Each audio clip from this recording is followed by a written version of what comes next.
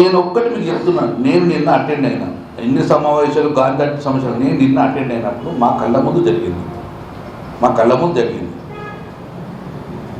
చాలా వరకు కూడా ఆ జిల్లా రివ్యూ మీటింగ్లో ఎవరి కోణంలోనే మనం మాట్లాడుతూ ఉంటారు. జిల్లా పరిషత్ సమావేశాలు కానివ్వండి, ఎన్నో సమావేశాలు జరుగుతూ ఉంటాయి, విభేదాలు వస్తూ ఉంటాయి, మాటలు వెళ్తూ ఉంటాయి. కానీ ఎప్పుడైనా పోలీసు అంటే ఆలోచించాలని చూసినా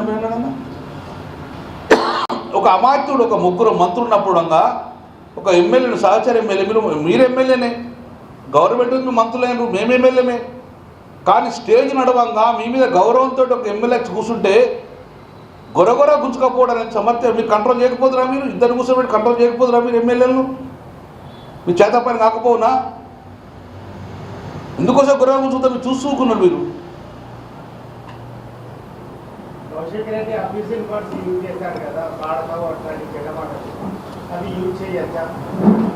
నేను ఇప్పటికి కూడా మళ్ళీ చెప్తున్నా, ఇద్దరు వైర్యం అనేది దట్ ఈస్ ఇద్దరు సంబంధించిన ఇష్యూ.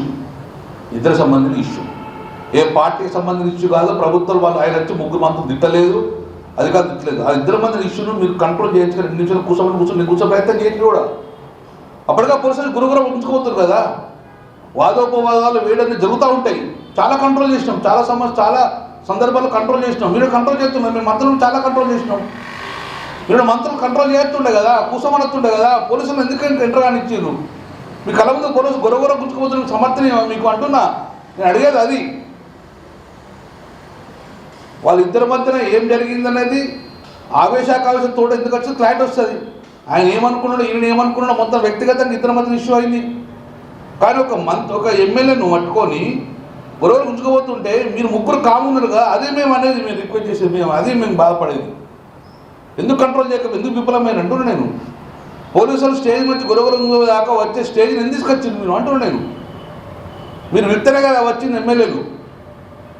ఆయన మీరు విత్త వచ్చింది ఎమ్మెల్యే, ఈయన మీరు విత్త వచ్చే ఎమ్మెల్యే కదా. పరస్పరంగా మాట్లాడేటప్పుడు కంట్రోల్ చేసే కెపాసిటీ మీకే ఉన్నది కదా. ఒక ఎమ్మెల్యే తొక్కుమని, ఒక ఆయనను ఒత్తుమని, ఇది ఆలోచన చేసేది అంటే స్టేజ్ అయితే కొడతారా? అయింది భయప్రద గురి చేస్తారు అపోజిషన్ ఎమ్మెల్యే అందరూ కూడా.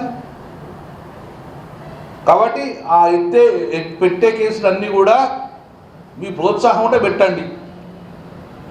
ఒక మంత్రి అంటాడు నేను గల్లబట్టిని చెప్పి కేసు పెట్టువని, అది అక్రమ కేసులు పెట్టి ఎంతమంది లోపల నొప్పుతారు?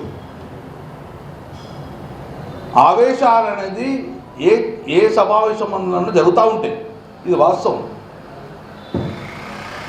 అసెంబ్లీలో జరిగిన ఎన్నో సమావేశాలు జరుగుతూ ఉంటాయి. అసెంబ్లీలో ఎన్నోసార్లు లూస్టంగా జరుగుతూ ఉంటాయి. స్పీకర్ కంట్రోల్ చేసిండు. ఎక్కడెక్కడ ఏమైంది ఉండగా ఒకరి మధ్యలో ఒక సమయం చూసి క్లోజ్ చేసిండు. మరి ఇక్కడ ఎందుకు జరగలే? అక్కడ ఎందుకు పోలీసులు ఎంటర్ కేసులు పెట్టి దాకా తీసుకొచ్చిండ్రు?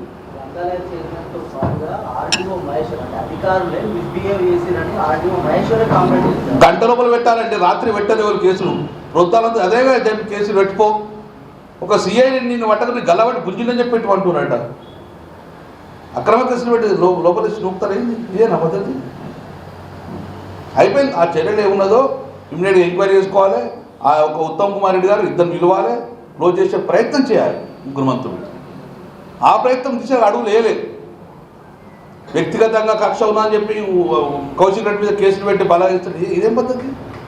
ఒక్కొక్కరి మనస్తత్వం వేరే ఉంటుంది. అంత మాత్రం కేసులు పెట్టి లోపలిస్తామా? స్టేజ్ మీద గొరగొర ఉంచుకోపోతారా? సో ఇది మేము పూర్తిగా ఖండిస్తున్నాము. ఆన్సర్ ఇవ్వండి. ఇప్పటికే అడిగిన దానికి ఆన్సర్ ఇవ్వండి. మేము అడిగిన దానికి ఆన్సర్ ఇవ్వండి.